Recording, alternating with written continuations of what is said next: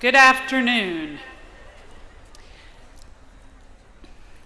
I am Maude Mandel, the Dean of the College, and it is my happy job to introduce today's President's Welcome event. We call this the President's Welcome because there are two presidents here today. You'll be hearing from Sazi Gurley, the president of the Brown's Undergraduate Council of Students, and from the 19th president of Brown University, our very own Christina Paxson. Before I say another word, however, let me extend my enthusiastic greetings to all of you. First, a hearty welcome to the students and families of the class of 2019.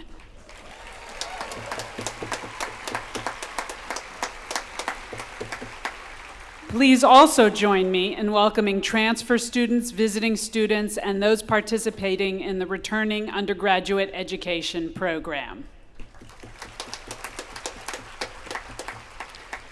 I am deeply honored to be the first to greet you this afternoon.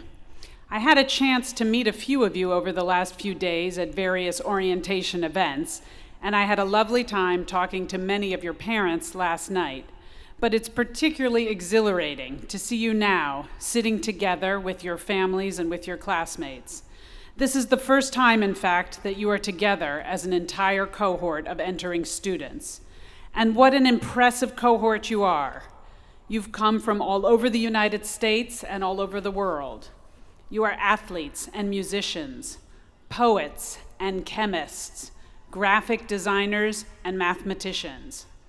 You come from a wide range of ethnic, racial, religious, and economic backgrounds.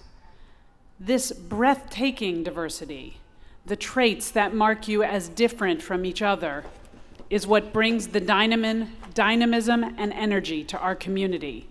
And you will learn a remarkable amount from listening to those who come from places and backgrounds markedly different from your own.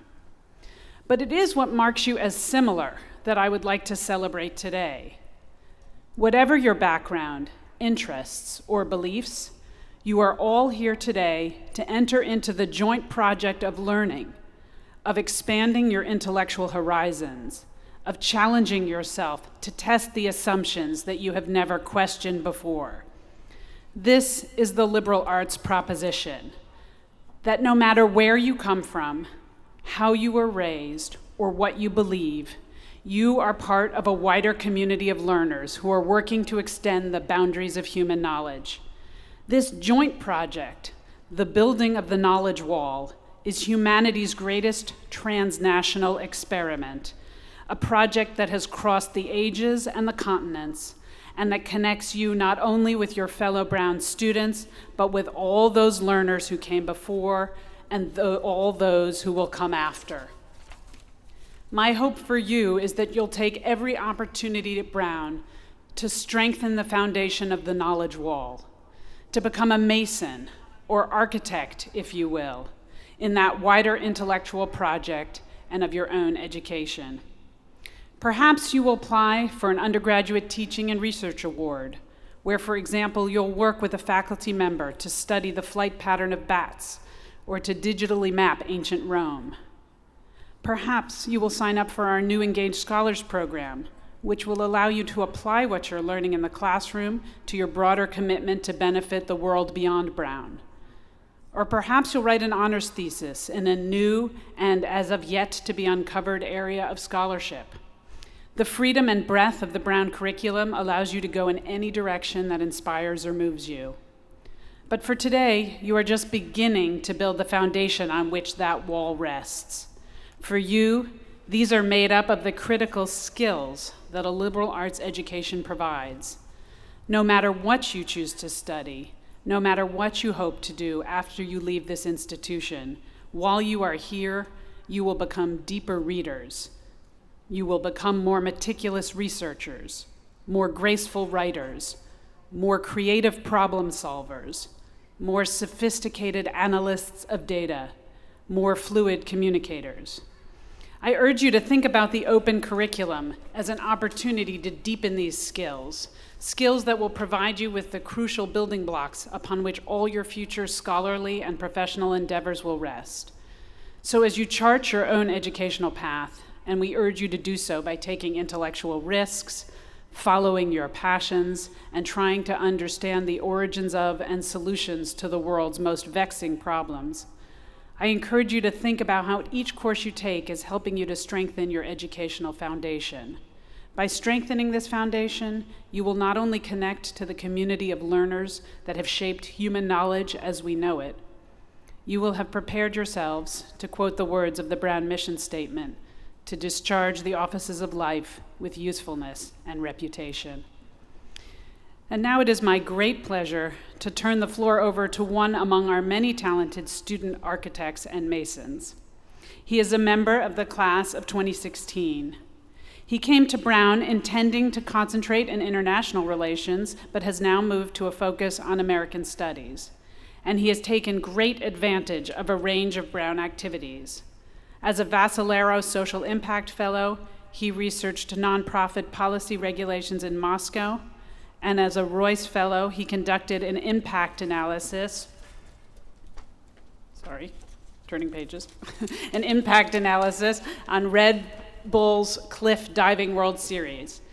He also is a varsity athlete on the swimming and diving team, a departmental undergraduate group leader in the American Studies Department, a teaching assistant for the sociology seminar Investing in Social Change, and this past year's recipient of the Derek Canfield Barker Prize for Leadership and Service to the Brown community. In the next several months, he will be working on behalf of all of you to make Brown an ever better environment for your living and learning. Won't you join me now in welcoming the president of Brown's Undergraduate Council of Students, Sazi Gurley.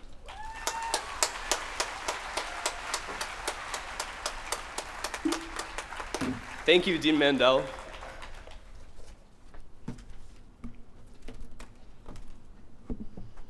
Hello, class of 2019.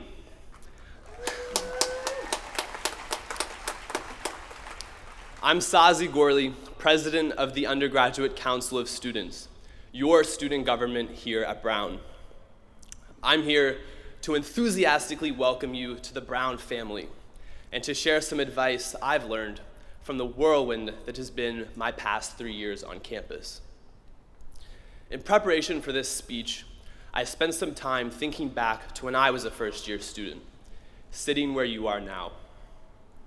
I remember the beautiful weather and friendships that were just beginning, but mostly, during this same speech, I remember the heat and the sweat. It was so hot, and I had this new deodorant, and I wasn't sure if it was working. To be honest, I remember very little of what advice was imparted that afternoon. So today, I've come up with a few words that I hope stick with you during all the sweat of the first few days of college. As an all too excited first year, I signed up for tons of activities, tons of clubs at the activities fair. I fought to get into upper level seminars that I probably wasn't qualified for. And I whizzed my way through as many performances, parties, and events I could stuff into a weekend. On the outside, it looked like the perfect adjustment to college. But halfway through my spring semester, I burned out. I was exhausted. At Brown, it can seem like everyone is plugged in and chugging along at 1,000,000 miles an hour. We often suffer from FOMO, or for the parents, fear of missing out. It's rampant across campus. I realized that in the midst of trying to have it all, I was spending so much time being busy that I'd forgotten to check in with myself along the way. The constant doing distracted from the thinking, reflecting, and just being. The world is constantly telling us to keep moving, but I'm here to say slow down and take a few steps back. You don't have to keep up with anyone. You don't have to prove yourself. You are already worthy. Our time at Brown is about exploring who we are as individuals. What makes Brown different is our emphasis on truly connecting to opportunities, to each other, to ourselves. As you begin your journey of exploration, here are 3 things to keep in mind. Number 1, prioritize relationships. There's no doubt that you'll learn a lot in the classroom, but personally, I've learned so much more through the incredible friendships I've made at Brown. Friends who have supported me, challenged me, and pushed me in ways I never expected. Through getting to know those around us, and most importantly, those who are different from us, we are able to learn about ideas that challenge our opinions and assumptions about the world. Nothing can change your life faster than a conversation, so push yourself to engage in meaningful dialogue. This can mean going to a minority peer counselor workshop on Black Lives Matter, a student panel on mental health, or discussing the role of power and privilege in your dorm's lounge. Our strength as a Brown community depends on a student body that values not only connecting within our individual communities as athletes or actors or activists, but making a conscious effort to connect with different parts of Brown that may be less familiar. It's those relationships that spark the most growth and change on campus and in our own lives. Don't miss an opportunity to learn from, listen to, and love the incredible individuals sitting here right now. There's no doubt that at times things will get complicated, which brings me to number 2. It's okay to be a mess. Beneath the smiles and the plans, none of us really have it all figured out. Our journeys will ebb and flow through highs and lows. In taking risks on a new relationship, a challenging class, or a random extracurricular, there were many moments where I completely and utterly failed. At those points, I reached out for help, and there's plenty of it here.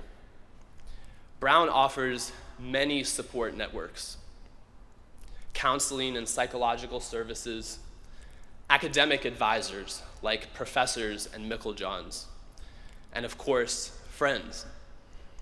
Know that these resources can build you up whenever you may take a chance and fall. Use them. Number 3, live from your heart. This means finding the things that make you happiest and most fulfilled and focusing on those.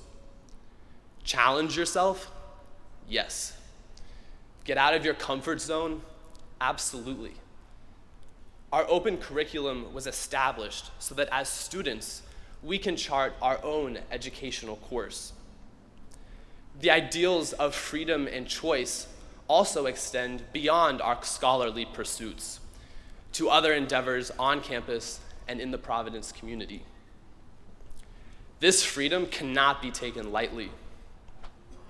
The universal and unifying challenge at Brown is that we all create our own curriculum.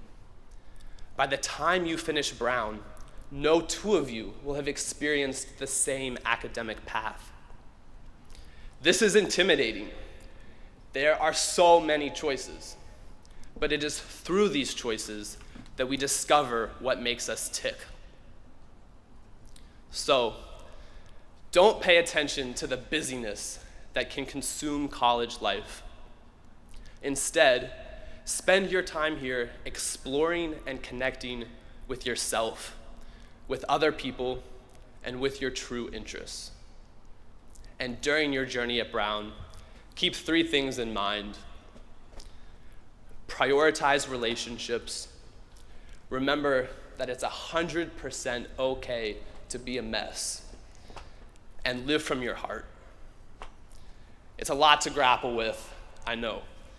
But for starters, if you were even somewhat paying attention to this speech, instead of how much you may be sweating, you're a lot farther ahead than I was. And now, I'm honored to introduce someone who continually inspires, supports, and challenges my perspectives. The 19th President of Brown, Christina Paxson. Thank you. That was great. Terrific. Thank you, Sazi, for that really great introduction. I should note, Sazi isn't just the president of the UCS this year, he was vice president last year, and so I've had the opportunity to work with him, and I'm really looking forward to working with him this year, as I know all of you will too, as you get to know him. So, once again, good afternoon, and welcome to the great class of 2019.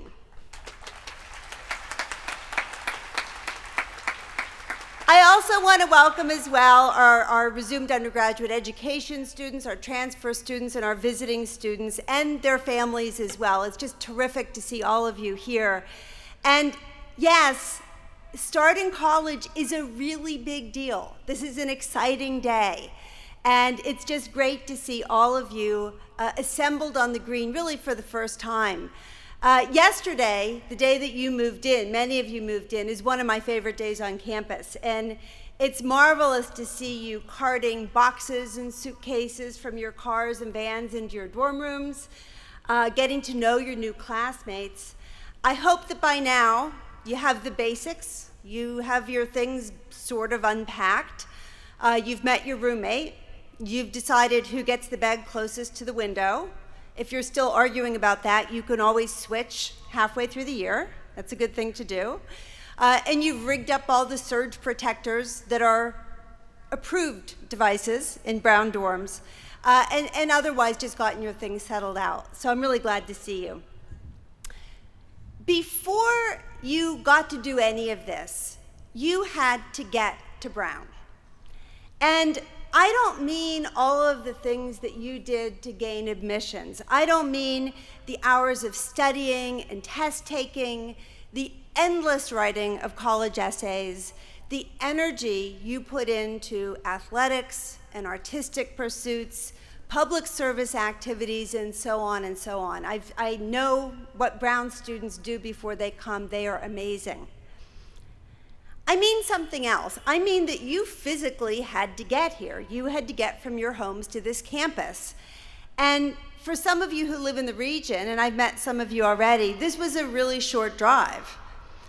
For others, it was hours and hours in a car or a plane or a bus or a train. And no matter how you got here, I would venture a guess that some of you got at least a little bit lost, maybe even just once, on your way to the Brown campus. And if you did, you probably did something very simple. You dialed into Google Maps, or you listened to the automated voice on your GPS telling you how to get back on track. Now, back in the day, and I'm old enough to say back in the day, getting lost while traveling was much more common. And those of us from older generations, and I think the parents in the audience will remember this too, recalling at least one family member who would refuse to ask for directions, no matter how lost he or she was. In fact, I remember one trip I took with my brother and sister and mother and me. I was quite young. And my mother took a wrong turn very early on in the trip. We couldn't have been more than 45 minutes from home. And we ended up heading north on a highway when we were meant to be going south. We didn't stop for directions. It was really bad. And I'll never forget my mother saying, in complete frustration, "That's it, we blew it, we might as well just go home." We made fun of her for that for a long time. There's a lesson here. In the coming days and weeks and months as you settle into life at Brown, I can guarantee you that at times you will feel lost and you will feel in need of directions. You may have trouble finding your advisor's office. I mean, there's a Barris building and a Barris and Hawley building. What makes them different? They are quite different. You may have trouble figuring out how to get information on Banner or Ask or Canvas. You may not even know what those are yet. You may not understand which of the hundreds of emails that are flooding your inbox are things that you really need to read and which are, frankly, optional. And you may feel intimidated in the next week or so navigating the three-dimensional chess game that is Brown's course shopping period. Once the semester begins, you may feel frustrated by classes that are more difficult than you'd anticipated, or that require you to stretch in new and uncomfortable directions. So at times, you may think that you blew it and you might as well just go home. I want to give you a little bit of advice that might be helpful when you find yourself feeling this way, if you find yourself feeling this way. And given that all of you are absorbing massive quantities of information today, tomorrow, and in the coming days, I will be brief. The first piece of advice I want to give you, and I think this is actually the most important, is that each and every one of you deserves to be here. You deserve to be here whether you came from a private school in Manhattan, a parochial school in Los Angeles, a public school in China, or you were homeschooled somewhere else in the world. You deserve to be here whether you took 10 AP courses in high school or none at all. And you deserve to be here whether both of your parents have PhDs or you are the first in your family to attend college. Our Office of Admission is superb. They are experts. They read your applications with great care, and they select the students who have the intelligence, the creativity, the grit, and the values to thrive at Brown University. You should know, and all of you parents should know, that we have one of the highest graduation rates in the nation. So there is absolutely no question that all of you belong here. Second piece of advice. Don't be the person who refuses to ask for directions. And here I want to underscore something that Sazi already said. Brown offers many, many support services. You just need to know where they are. In the next few days, you'll have the opportunity to meet with your faculty advisor. You'll meet with your peer advisor, which we call a Micklejohn advisor. Most of you have probably met with your residential peer leaders and minority peer counselors who are in your dorms. The dean of the college's office is really amazing. They have drop-in office hours held at various locations around campus, and these are folks who can tell you about tutoring, about the Writing Center, which does a great job helping all students with writing, no matter the level at which you come in. They can help you take your writing to a new level. And we have student support deans, the University Health Center, counseling and psychological services. All of these are here to support any of you who are dealing with personal issues, family issues, or who have physical or mental health problems that require attention. These supports and services are here for you, and they will be here for you always. I encourage you to use them. A final piece of advice, and that is that getting lost is never a complete disaster. On the contrary, getting lost can evolve into really an exhilarating moment of discovery and adventure. All of you came here because you were inspired by the openness of the Brown curriculum, the opportunity to set your own intellectual agenda. And as you move into and through the Brown curriculum, you will see that there is no GPS system, there is no automated voice telling you when to go straight or turn right, or even when you need to make a U-turn. The sources of support that I mentioned will give you advice, but not ironclad directions. You are encouraged to approach your education with very open minds, with a spirit of adventure, a spirit of intellectual risk-taking. So I do want to encourage you to sign up for a course in a subject that you know absolutely nothing about. You may not even know what the name of the department really means.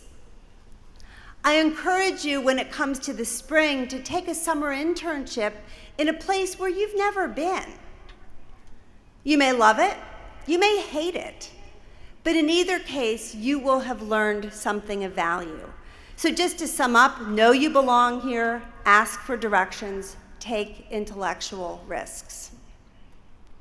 Now, standing here in front of you, in addition to looking a little bit hot, except for those of you who are in the shade, what I see in your faces is joy, excitement, and all of this affirms what I know to be true, that the beginning of college is among the happiest of occasions. The next time I will see all of you assembled together will probably be at commencement, which is also maybe even a happier occasion, but this one's pretty good too. I also know, though, from personal experience, that for parents and other family members, and some students as well, beginning college can be a source of anxiety. Families want to be assured that their sons and daughters will be happy, successful, and above all, safe here at Brown.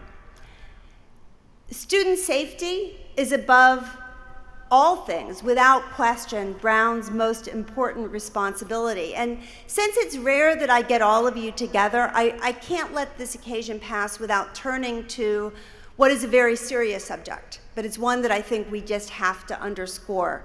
And this is the subject of sexual assault and gender-based harassment.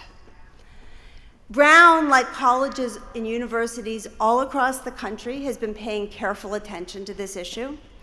And I want to be perfectly clear that sexual assault has no place on this campus. And we're jointly committed to Brown becoming a national leader in its prevention. So recently, I took the online summer training course that I know all of the new students took. You spent the better part of an hour on it over the summer.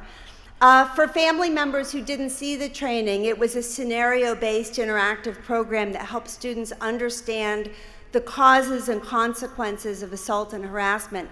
And it provides them with some very good tools to help them prevent things that they see happening. Now, from a technology standpoint, was it state of the art? No, probably not. But were the content and the messages exactly right and extremely important? Absolutely yes. All of the students here will be spending more time on this subject during orientation. And I just want to encourage you to take this really seriously. Brown does whatever we can to keep our students safe so that they can make the most of their time at college. And all of us together, administrators, staff, faculty members, and students, have to work together to foster a culture of respect and responsibility here at Brown. So I want to add a fourth piece of advice as you commence your lives at Brown. Take care of each other. That's it. Take care of each other. Yes, you belong here. Yes, you should ask for directions. And yes, you should take intellectual risks. But by all means, treat each other with respect and kindness. And this is really what it means to be part of the Brown community. Finally, I want you to know that I look forward to meeting each and every one of you and hearing what you're doing, how you're doing at Brown. So I'll tell you a little bit about how you can find me. Every morning when I'm in town, I walk from my house, which is at the corner of Brown and Power Street, just down that street past Keeney Quad, and I usually get to the Blue Room right here for coffee a little bit before 8 o'clock. Maybe this is inspiration to get up earlier than you might have otherwise. If you see me there, please stop and say hello. I'd love to talk to you. You can also come to my office hours, which are posted in the Brown Daily Herald and also on my website. You can come and ask me a question about Brown, a question or two, or you can simply tell me how you're doing. I spend a lot of time interacting with Brown alumni and parents and people off campus, as well as on campus faculty and staff. But I have to say, I am endlessly inspired by our students. They're terrific. And it's a privilege and a pleasure to learn about your interests and your pursuits. So, in closing, to the family members, I want to give you my sincerest thanks for sending your students to us. I hope to see you back here on October 16th and 17th for Family Weekend. It's an amazing occasion and a lot of fun. So for those of you who can make it, I encourage you to do so. To the students, you aren't really Brown students yet. That doesn't happen until Tuesday when you march through the Van Winkle gates and come up onto this main green again and reassemble for opening convocation. So I'm looking forward to seeing you then. And in the meantime, I hope you have a really terrific orientation. So thank you so much for your kind attention and welcome again to Brown. Thank you.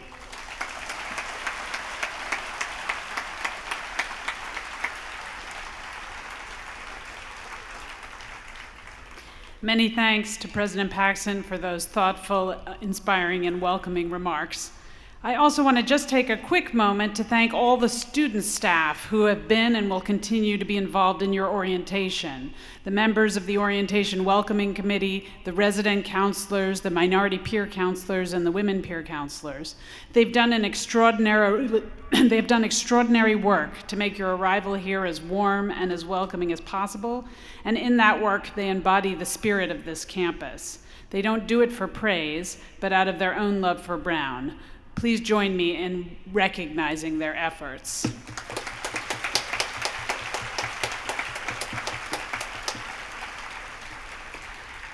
Just a quick note about logistics before we move to the very end of our program.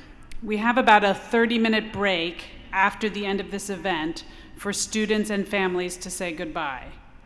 After that, new students, including transfer, RU, and visiting students, will go directly to their first Foundations and Values meeting, engaging diversity, sharing stories.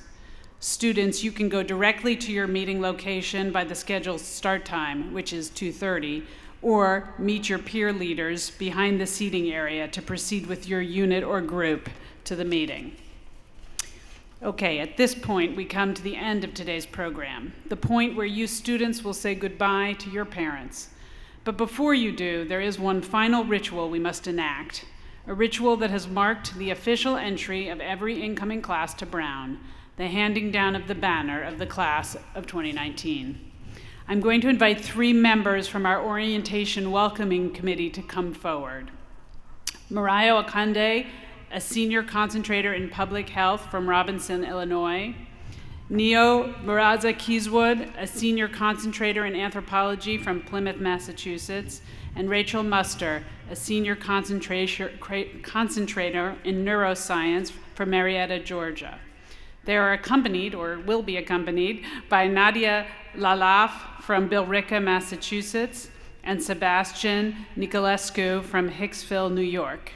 Please come up and join us from the entering class. Together, these five students will unfurl the banner that contains the Brown crest and your class year, setting the seal on the beginning of your collective time here at Brown. This banner will be with you again on Tuesday when you walk through the Van Wickle gates at Brown's 252nd convocation.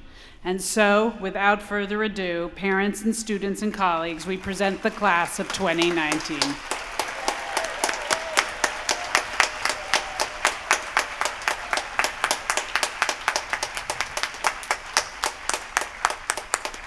Thank you very much.